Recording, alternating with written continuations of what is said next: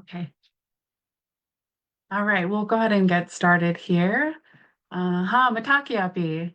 So we appreciate you joining us for today's Turquoise Thursday webinar, Empowering Wellness, uh, Honoring Women and the Vital Role of HPV Vaccination in Community Health. My name is Missy Chapman Skinner. I'm a cancer program specialist here with the American Indian Cancer Foundation. The goal of today's webinar is to recognize women's vital role in community health while emphasizing the importance of HPV vaccination for prevention and well-being. As we move through the presentation, any questions will be addressed during the Q&A at the end of our webinar. At this time, I want to introduce our panelists, Lieutenant Commander Danica Brown and Dr. Rebecca Simon. Dr. Rebecca Simon is a family medicine physician currently based in Philadelphia, Pennsylvania. She completed her medical school and residency training at Thomas Jefferson University in Philadelphia. After she completed training, she moved to Zuni, New Mexico, where she worked at the Zuni Comprehensive Community Health Center, practicing full spectrum family medicine with a special interest in women's and reproductive health. Her career and life in Zuni have inspired her current work with the American Indian Cancer Foundation. We also have Lieutenant Commander Danica Brown.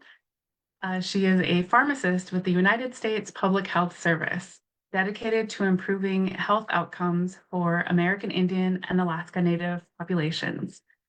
She graduated from Southwestern Oklahoma State University College of Pharmacy in 2011 and began her service with the Choctaw Nation, later become a clinical pharmacy coordinator at the Oklahoma City Indian Clinic in 2020.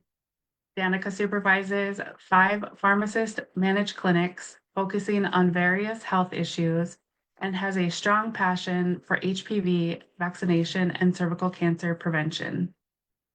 Outside of work, she enjoys volleyball, indoor cycling, and spending time with friends, family, and her dog, Patrick. So we welcome you, Danica and Dr. Simon. So next, I'm going to jump over and share a few data slides with you all. Thank you. We can go to the next one. So before we move into the panelist discussion, we would like to share a brief background on HPV vaccination information and data in communities. Most cervical cancers are caused by HPV, and the virus can also cause various types of other cancers. The HPV vaccine has been well studied and shown to prevent more than 90% of these HPV-associated cancers. Since the vaccine was introduced in the United States in 2006, more than 135 million doses have been administered. Next. The HPV vaccine is recommended as a part of routine vaccinations for individuals ages 11 through 12. However, it's also recommended through age 26 for individuals if they have not received the full series by then, which is either 2 or 3 doses, depending on the age at initial vaccination. It's important to talk to your provider or your children's provider for specific recommendations and timing based on individual history and risk factors, since vaccination may be available for adults through age 45 in certain circumstances. Next. Knowing how effective HPV vaccination is, it is important to look at HPV vaccination rates in the community as well. Based on quarterly Indian Health Service immunization data from 2021, it was reported that 84% of adolescents ages 13 through 17 had received the first dose of the HPV vaccine, and 70% had received 2 doses. While the vaccine is recommended for all individuals, regardless of gender, IHS data shows the coverage for males is lower compared to females. Less. Knowing how effective HPV vaccination is, it is important to look at HPV vaccination rates in the community as well. And based on quarterly Indian Health, sorry about that. Based on quarterly Indian Health Service immunization data from 2021, it was reported that 84% of adolescents ages 13 through 17 had received the first dose of the HPV vaccine, and 70% had received 2 doses. While the vaccine is recommended for all individuals, regardless of gender, IHS data shows the coverage for males is lower compared to females. Less. Knowing how effective HPV vaccination is, it is important to look at HPV vaccination rates in the community as well. And based on quarterly Indian Health,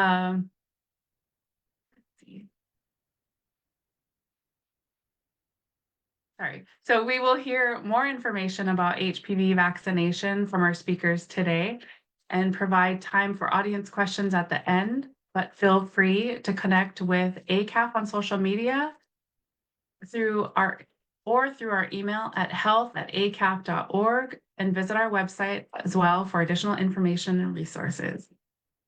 Thank you. All right. So we're going to go ahead and jump over to some questions that I will first direct to either panelist, and then we'll go into the other questions. So the first I'll go ahead and direct to both of you. Please describe the communities that you serve. Yeah, this is Danica. So as mentioned in my bio, I'm in Oklahoma City, Oklahoma, at the Oklahoma City Indian Clinic. We serve urban American Indians and Alaska Natives in the Oklahoma City metro area and beyond. We do have some people that travel outside of the metro to come see us. Our community includes over 22,000 patients representing over 220 different tribes. Amazing. Hi, everyone. I'm Dr. Simon. In my bio, previously worked in Zuni, New Mexico, and relatively recently moved back to Philadelphia, where my family is from, when I was pregnant with my first kiddo.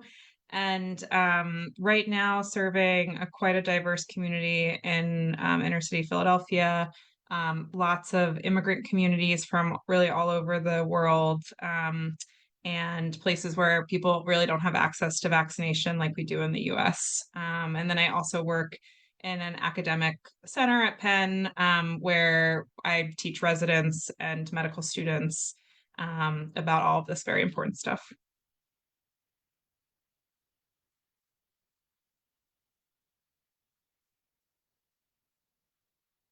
You're muted, Missy. Oh, thanks. So thank you both for sharing. It sounds like you're doing amazing work within your community. All right, so I want to direct a question to Danica first. Can you please talk about HPV vaccinations and the importance of receiving them? Absolutely. I'd be happy to. The HPV vaccine is a great way to protect yourself and your children against certain types of HPV, which can cause cancer and other health problems. It's recommended for all children, as you mentioned in your slides, at age 11 or 12 years old, so they can complete a 2-dose series before turning 13. But children as young as 9 can start the vaccine series if they choose to. For teens and young adults 13 to 26 who haven't been vaccinated or haven't finished their vaccine series, it's not too late for them to get protected. Depending on when the series is started, you might need to receive 2 or 3 doses. The key is to try and get vaccinated before any potential exposure to HPV through sexual contact. The vaccine is also approved for adults 27 to 45 who haven't been vaccinated, especially if they might be exposed to HPV through a new sexual partner. It's a good idea to chat with your healthcare provider or your pharmacist to weigh the benefits of getting the vaccine in that age range. The vaccine is generally very safe. Some people might have mild reactions like pain, redness, or swelling at the injection site, but these side effects usually go away very quickly. Fainting has also been reported on occasion in teens, but it's still not a common side effect. The first HPV vaccine, Gardasil is the brand name, was introduced in 2006, and it first protected against 4 different types of HPV. And then a newer version came out called Gardasil 9, and it now covers 5 additional types. So we cover against 9 types of HPV. Those 9 types have been linked to over 90% of HPV-related cancers. And it's highly effective at preventing those. Studies have shown it can prevent nearly all precancerous cervical changes caused by the HPV types within the vaccine. And that protection has been shown to last greater than 10 years, which is really exciting. Recent studies have shown that thanks to the vaccine, cervical cancer rates among US women younger than 25 have dropped by 65% from 2012 to 2019. That's a huge step forward in protecting women's health and preventing cancer, which is really exciting.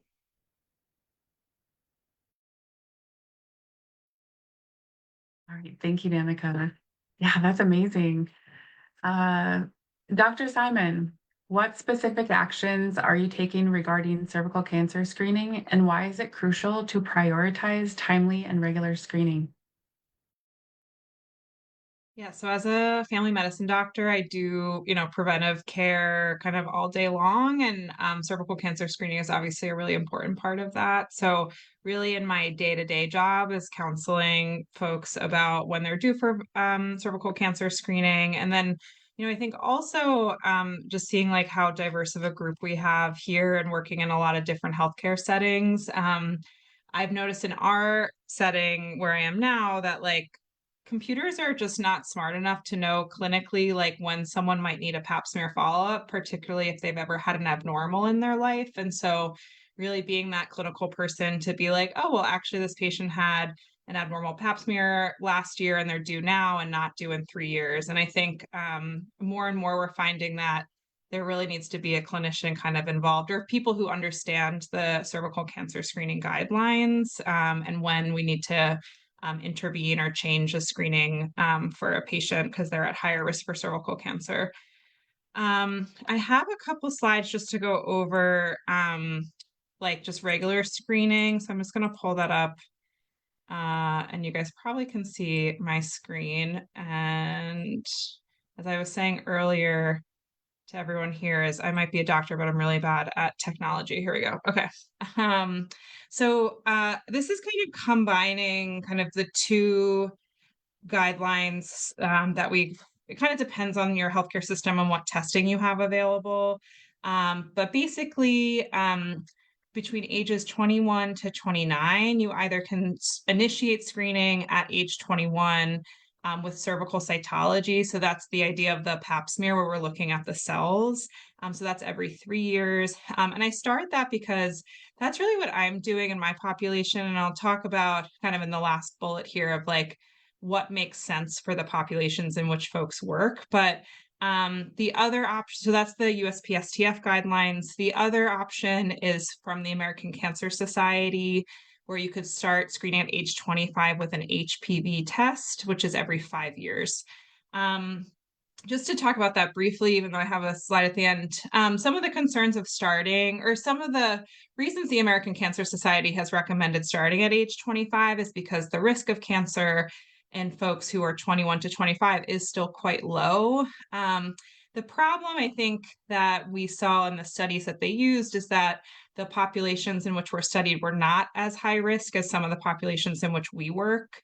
And so I think you just kind of have to weigh that risk benefit and kind of think a little bit about your patient populations and the risk that they might be in for cervical cancer. Some of that has to do with how they're doing with HPV vaccine uptake because again, we're seeing such a drop in cervical cancer because the HPV vaccine, but if you're in a population where there's not as much HPV vaccination, again, there might be a higher risk for cervical cancer and starting at age 21 might make more sense. That was a long-winded to ages 21 to 29. Ages 30 to 65 is a little bit more straightforward in that either you are in a place where you don't have access to HPV testing or HPV co-testing, so you continue to do cytology every 3 years, or you do a co-test where you do both the cytology and the HPV testing every 5 years, and then or you do the primary HPV screening, continue that every 5 years. In specifics for primary HPV screening, you have to make sure that your specific site has the FDA approved test, of which I believe there's only two at the moment, COBAS and BD on Clarity. And that, at least in my healthcare system, was definitely a barrier in us starting primary HPV screening. And we just recently were able to get that test, and it's still been kind of a slow uptake for our physicians to start doing primary HPV screening. And then I'll just caution in folks who work in places where you do the co-testing that, let's say your cytology or the pap smear part of the test was insufficient or you didn't see enough cells, you can't use that test as a primary HPV test and say the patient, if it's negative, that they're fine to come back in 5 years. You really do need to be using a test that's FDA approved for primary HPV screening. And I kind of already talked about that last point there. So when to stop screening. So if a patient's had a total hysterectomy where they've removed both the cervix and the uterus, usually these days we remove both, but there's certainly still a population of people who are, I'd say like maybe older than age 50 where the cervix was left behind. Again, now that is not very common these days, but really important to kind of clarify if the patient knows that they have a cervix or not. And as long as their hysterectomy was not, and it wasn't done because of a history of cancer or precancer, or the pathology on the cervix at the time of the hysterectomy didn't show cervical precancer or cancer, then you can stop screening entirely. And then at age 65, as long as you've had adequate screening in the last 10 years, you don't have a history of precancer or cancerous cells on pap smears or on later biopsies in the last 25 years. Because if you have, then we continue screening for 25 years, really every 3 years instead of every 5. And so this is what requires a kind of a conversation with a doctor, someone who knows cervical cancer screening guidelines and the patient's history to be able to guide them.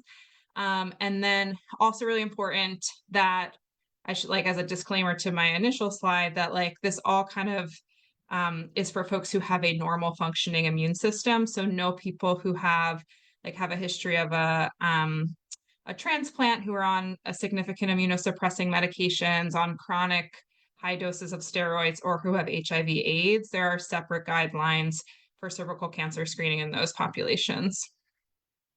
And we're usually a bit more, it's more frequent screening. And then I think things that I just want to mention, but I think probably most of in my place of work, we don't have this available yet, but up until very recently, like within the last couple of months, all cervical cancer screening tests required a doctor to collect and to do a pelvic exam to do so. But there was a recent FDA approval for a self-collection kit for HPV testing that's still in a clinic setting collected. But the hope is that over time we can kind of have this as a home test that people can do and send in, similar to kind of how we do some of our colon cancer screenings. So hopefully this is something that can work for some patients. I think the benefit is particularly for folks who, in access areas that might be limited to getting to clinic, or folks who aren't able to have a pelvic exam for other reasons. So hopefully that was helpful. I'll come out of my sharing screen.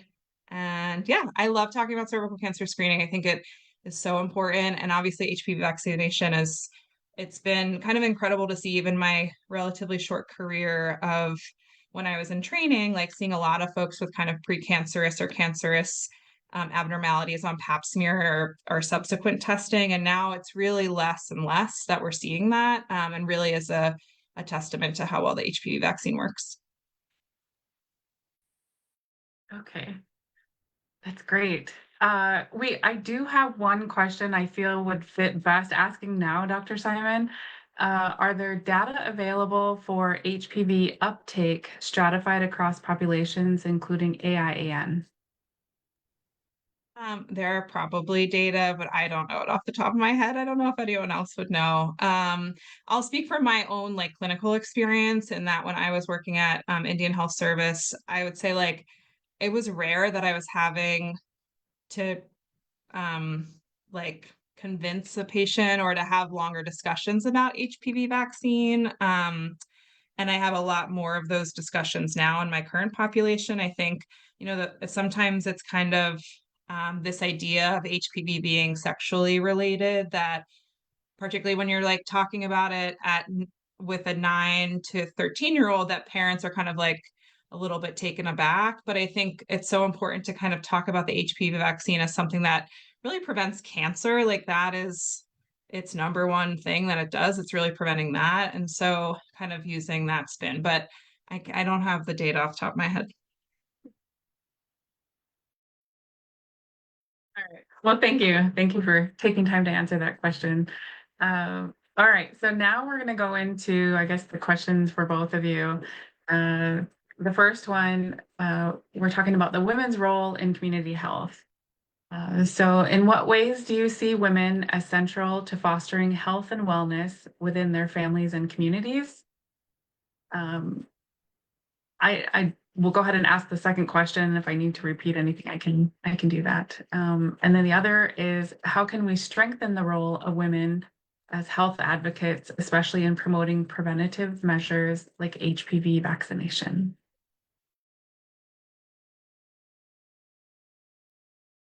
I would say women are very often are caregivers for not only families, but their partners and maybe even of grandchildren. And they might be bringing, their grandchildren to appointments. And so I think that's such an important role of being present at some of these visits and engaging with what other healthcare system, whether it's like at the doctor's office or in some of these kind of community vaccine clinics. And I think like education, like things like this that help people understand the importance of vaccination or importance of screening. And knowing right now that like we only have screening for cervical cancer and that the only way we really test for HPV is through kind of like our cervical cancer screening. And our male counterparts don't have this because they don't have a cervix. And so um, that is just such an important part of kind of empowering women to know about their bodies and when they're due for screening and trying to prevent cancer that way. Absolutely. I agree with Dr. Simon. I think the only thing I might add is advocating for ourselves and taking care of ourselves. As caregivers, a lot of times we put everyone else in front of ourselves. And so, teaching by leading as well, and still taking care of ourselves and showing that we need to get vaccinated and do our own screenings and advocating for ourselves and getting vaccinated and then sharing our experiences within taking care of ourselves. And oh, I went and did this week. Did you know that's something, that maybe you're supposed to do, sharing with friends and family members and sharing what between parents, what you've decided to do and the positive outcomes that it's had in your life and in your families and communities. Yeah, I'll just comment just on something that was said in the chat about oropharyngeal cancer. And so that kind of what I was talking about earlier in that HPV vaccine is like a prevention of cancer. We definitely do kind of like, I mean, this talk is really about cervical cancer, but it is such an important part in looking at those disparities between um, men and women and who gets the HPV vaccine. I think again, we all could do better to be like, this also prevents cancers of all people in the throat, where HPV is also found.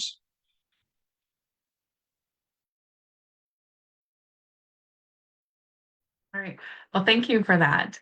Uh, so the next, I guess, set of questions falls under cultural and traditional perspectives. So, how do cultural or native traditions honor women as caregivers and leaders in health? And how can these traditional roles be integrated with modern healthcare practices to enhance community well-being?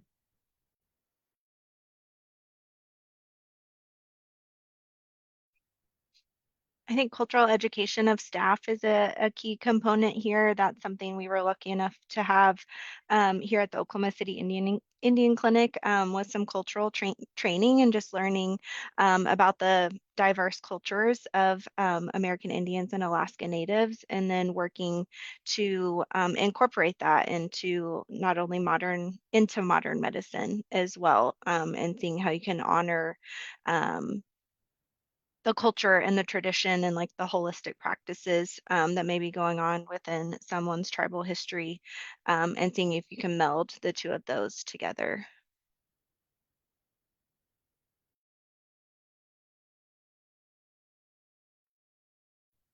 Great. I think it's and I think again, we've been talking about this, but kind of empowering patients to uh voice that, what might be kind of like at odds with each other in terms of like what is recommended in your doctor's visit versus like what you believe and what you believe is best for your body. And I think the best we can do is kind of educate on why we think this is a good option for people and let them take that information and make the decisions that are best for them and their families and their communities.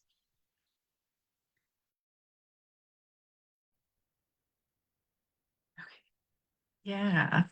Again, thank you.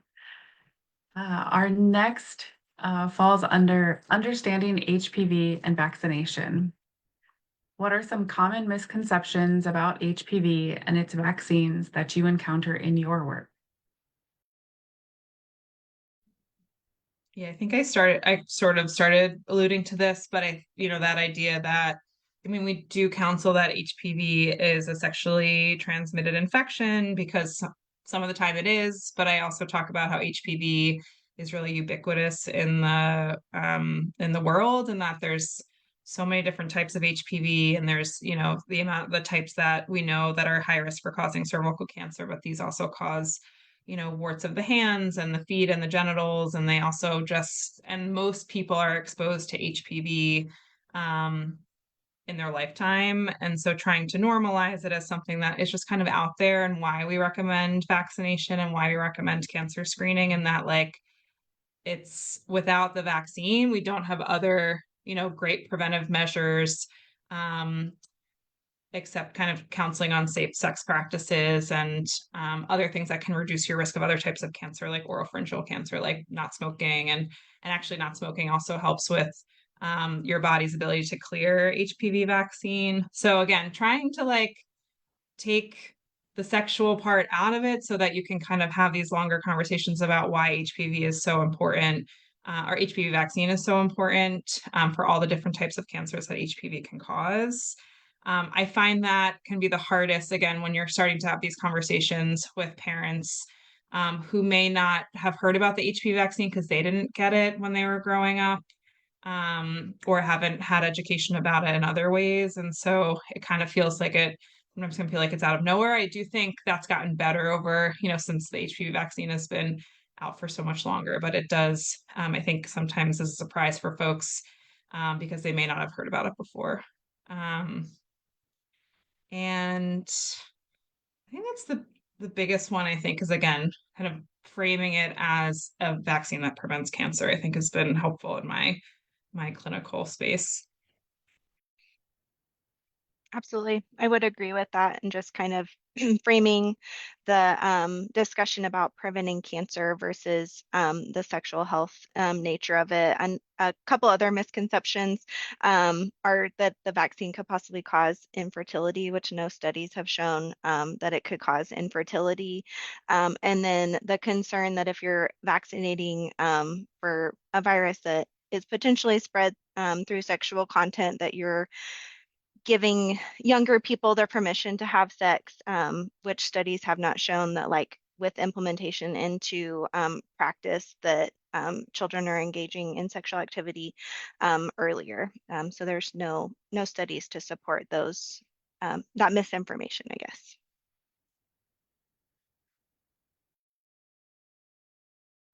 Thank you. All right, the next is under community engagement and advocacy. What strategies have been effective in increasing HPV vaccination rates, particularly among women and girls?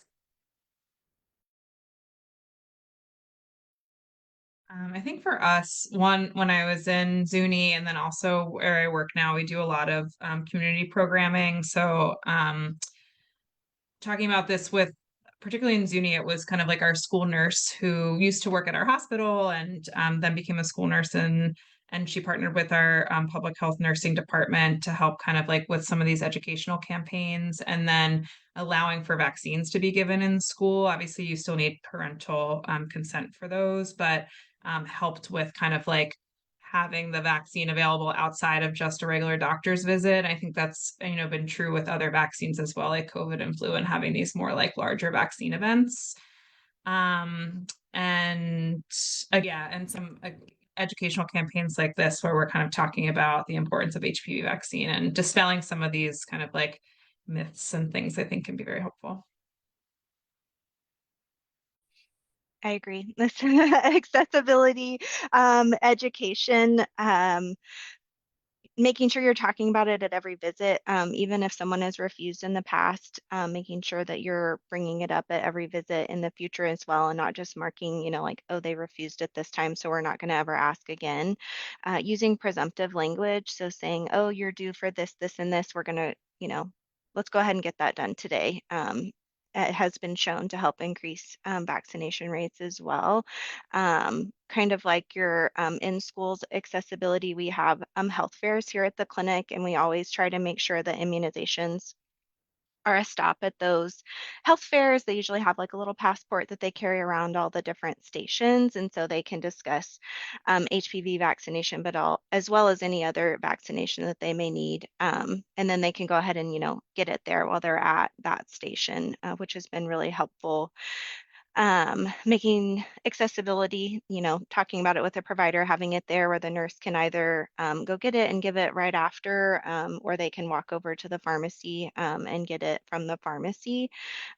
We thankfully in Oklahoma, there's a vaccine for adults program, and so we've been able to increase our vaccination rates with HPV by being able to receive that vaccine from the state, so we can better vaccinate our uninsured or underinsured patient population, since unfortunately the vaccine is still a little bit pricey, which has been helpful for us as well.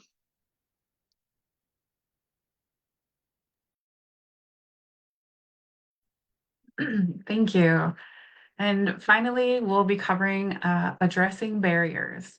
So I think both of you may have touched a little bit on it, but we'll go ahead and jump into these last two questions. What are your biggest barriers to HPV vaccination you've observed, and how can they be addressed? And this is a multi-dose vaccine. What are some successful strategies you have found to ensure all doses are administered in the time frame required?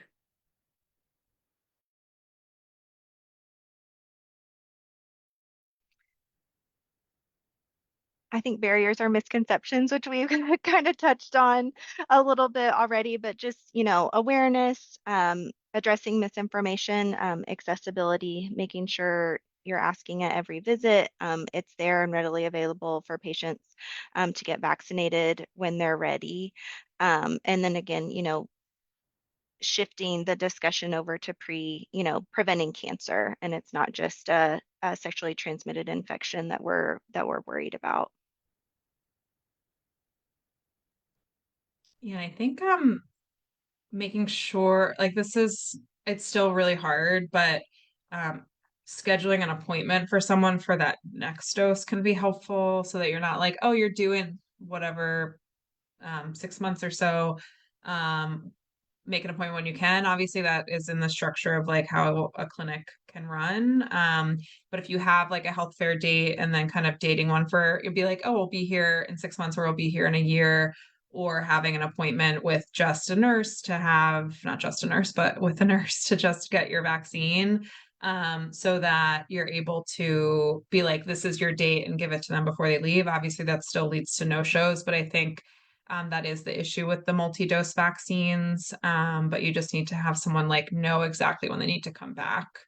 And then I definitely agree with kind of talking about it at every visit and never kind of hitting it as like a done thing if someone has refused it, just because um, it our adolescents can be finicky and in their decisions, and some days kind of want something and other days are kind of more open to it, so important to have those conversations, and same with parents of those folks.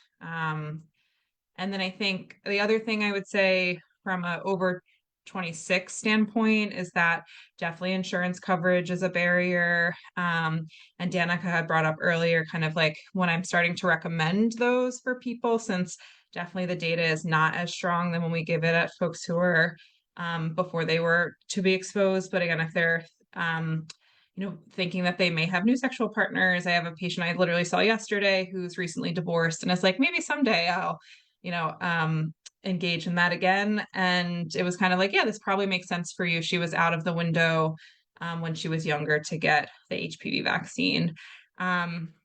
And the last thing I'll add, which we haven't talked about yet, is that we also sometimes use HPV vaccine over the age of 26 for folks who have treatment for cervical cancer, precancer, particularly for folks who have excisions of part of the precancerous lesion. So that often happens in folks over 26, but there has been data to show it does decrease the risk of subsequent precancer, to kind of like if people haven't been vaccinated before, to kind of start the vaccine then. But again, the insurance coverage piece is, difficult in our office. I always kind of ask people to reach out to their insurance first before we give it, because it can be expensive if you're paying for it out of pocket and there's no insurance coverage. Okay, great. Helpful information to know. I was not aware of the last piece that you shared, Dr. Simon, so thank you. And thank you, Danica, for all that. So, okay, now we're going to jump over to the viewers. I see that we have a couple of questions in our chat. So I'll go ahead and read those off. Let's see.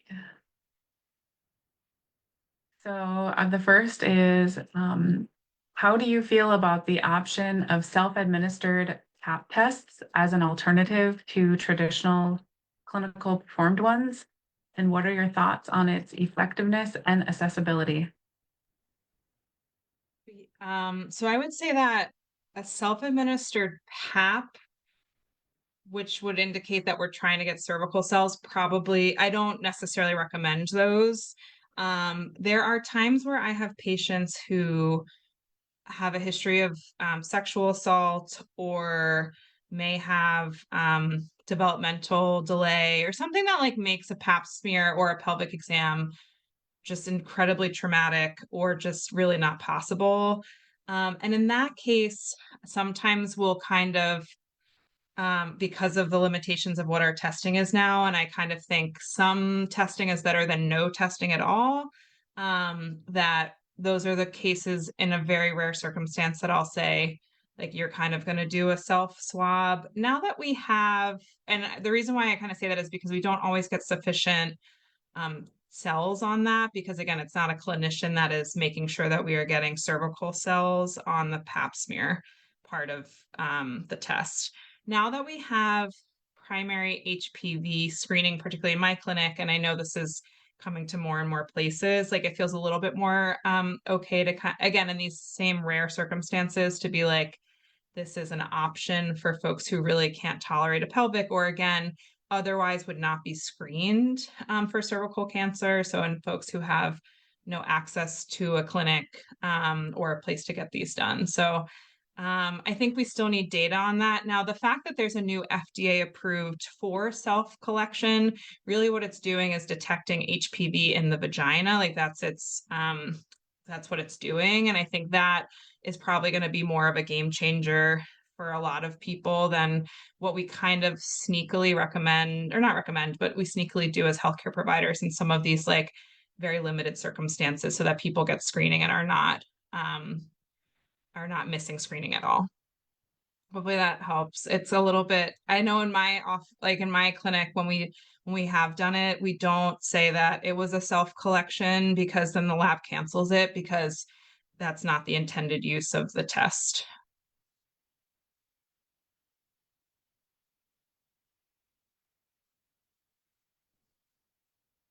All right, thank you. The next question we have, it says, have you seen insurance barriers in coverage of the HPV vaccine in the older group it's approved for?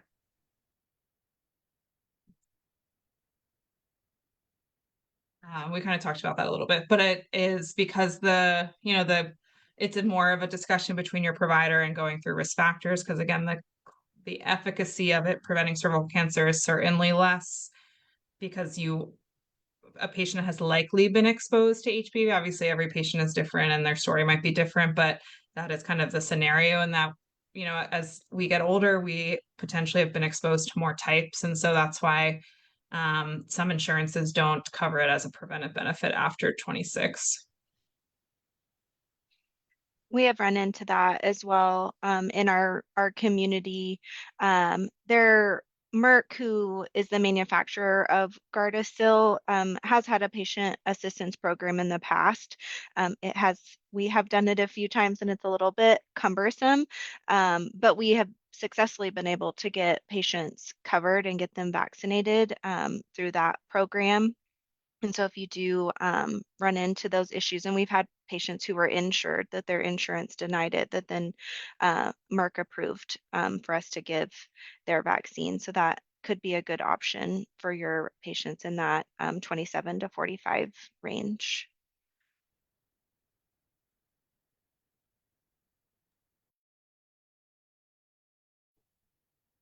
All right, thank you.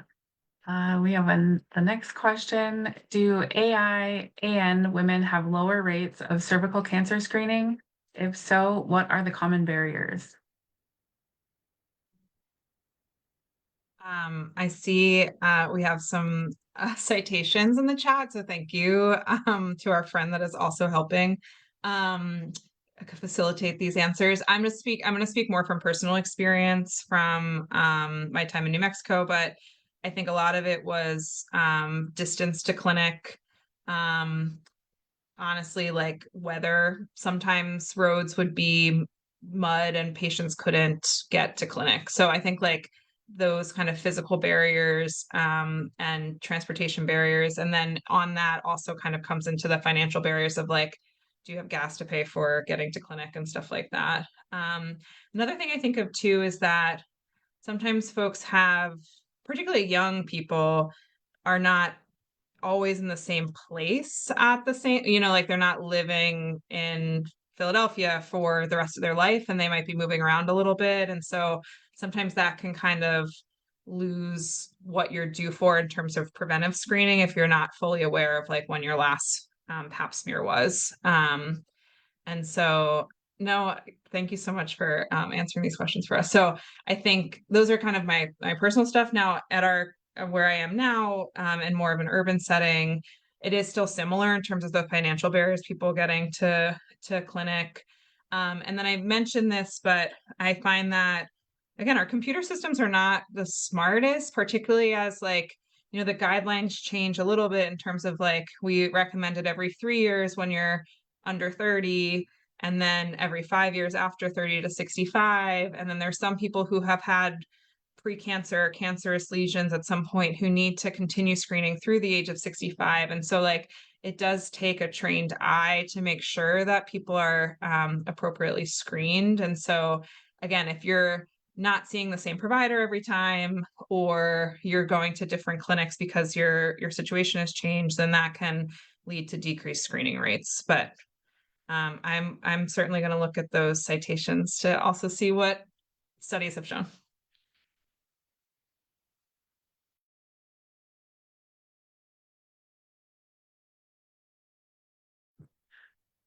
All right, thank you. Yes, and thank you to those helping in the chat. So next question. So you mentioned that your clinic asks patients at every visit about their need for HPV. Do you do the same for cancer screening need? And do you plan on making the asking a policy so all staff would do the asking? That's a great question. We do have, so our patients get roomed by a medical assistant and they're trained to, they have a lot of questions they have to ask people as part of their kind of rooming process, but some of it is that preventive care. So they'll look to see like, oh, you're due for a flu shot, you're due for this vaccine. Are you willing to get those today? More as a like initial kind of starter conversation for the provider to come in later. So yes to the vaccine question, and that staff do get trained to do that. From a cervical cancer screening question, because it's not a yearly thing anymore for most people, because, again, because of HPV vaccine, we're seeing more normal pap smear results come in. And so not everyone's going to need a pap every year. So that's definitely not something we have our MA screen for. Now, in my electronic medical record, there is a flag for cervical or cancer screening care gaps. And so that might flag. And if someone's coming in for an annual visit, my MA staff would ask if they wanted to get their pap smear done today. So that is a part of our workflow.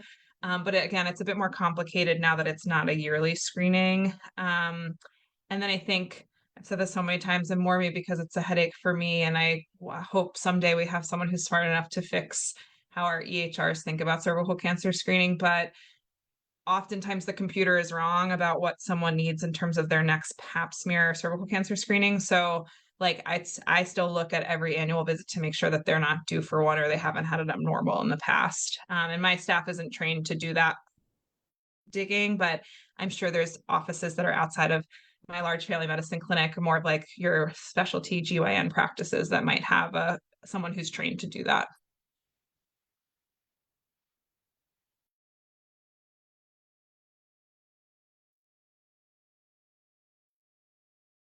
All right, thank you.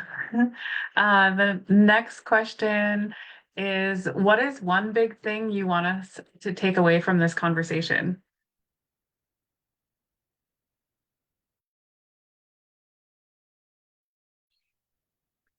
I think for me, it's the importance of vaccinations. I mean, I know we're talking about HPV vaccination specifically today, but I think it's a general conversation that can be had about all vaccines that are available, and the data that shows the cancer that it's preventing in our young people is really, really exciting. And so just continuing to educate and make people aware that we're preventing cancer, which is a huge can be a huge burden to our health system as a whole, and obviously to your life particularly. And so just providing that awareness that it's necessary and that it's safe and effective at preventing those cancers.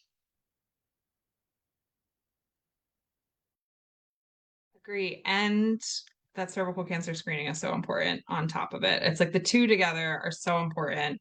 But usually, or what we're seeing more is that HPV vaccine is making it so you're just needing a PAP every 5 years for folks over the age of 30 or over the age of 25, whatever guidelines you follow. And so, um, yeah, and then I think just being aware of your body a bit more, in terms of like, I'll have a lot of patients who are like, no, I did have a pap smear last year. I go back and look in the chart and they had a pelvic exam because they weren't due for a pap smear yet.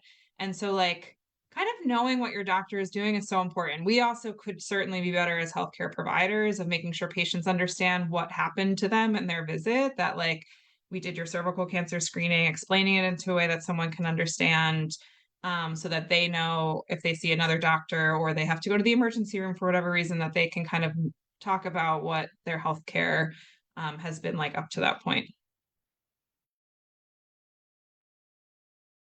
Yeah, I like the idea of, I guess, differentiating the two, so that the patients understand. I think, even for me, at that age, at my age, excuse me, that it would be helpful to know, oh, yes, I did this at this age, and now I'm going to do this like the next time. So thank you for that. All right.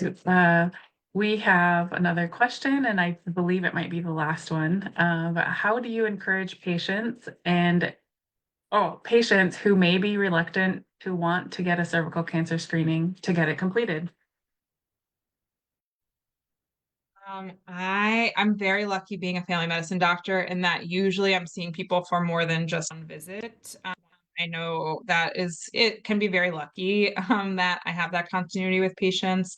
But basically, I bring it up, I explain what it is, and I show them if they've never had a pelvic exam before, like what a speculum is and what are the tools that look like, or the tools that we use to collect the pap smear, the cervical cancer screening. And I'll say ACAF has some really great pictures of like what all that looks like in terms of like the pap smear screening brush and stuff like that. Um, and if they don't want it that day, I never obviously force that on them. If they're like, I'm not interested or I'm on my period or blah, blah, blah, like again, I'm very lucky that I see patients back. Now, obviously there are patients that don't want it that day and then I might not see them again for a year, but I think it's so important to give patients the autonomy over their bodies. So my job is to talk about like what the test is and why it's important, and then making sure that they understand that I'm recommending that it's due. And I usually will schedule them for specifically be like, okay, maybe I'll see you back in 6 weeks or 3 months. And that'll be our visit for your pap smear. so that they kind of know, and then they might no show on me or cancel it, and then we'll figure it out from there. But yeah, I just want to make sure people know that they're kind of in control of their care.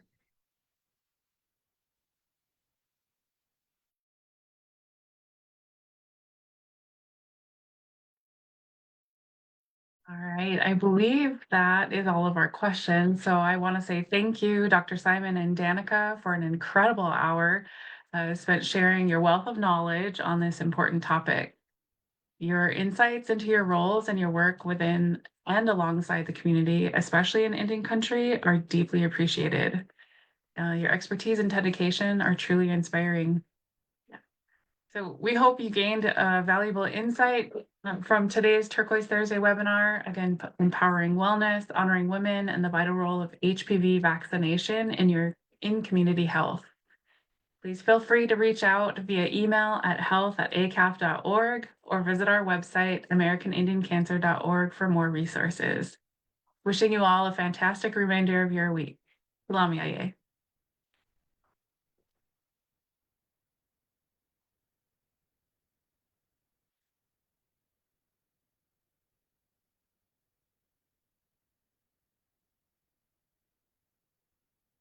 All right, I think we're done. Thank you guys so much. Yes, thank you. Oh my gosh, Yes, thank you so great. much. I Good job, appreciate Missy. you. Yeah, thanks. You did a Thank great you. job. You Thank both did you. you both did a great job. Yes, you did too. Oh Thank my you. goodness. That was amazing. I feel like I gained like so much knowledge in this, and I did want to ask a couple of questions, and I was like, no, I'm just trying to keep moving along. So, but yeah, thank you again. I truly appreciate you taking the time to share. Like I said, it's a wealth of knowledge. It was amazing. So, all Wonderful. right. Thank Well, you. yes, same to you. Have a great rest of your week. You See as ya. well. Bye. Thank Bye. you. See you.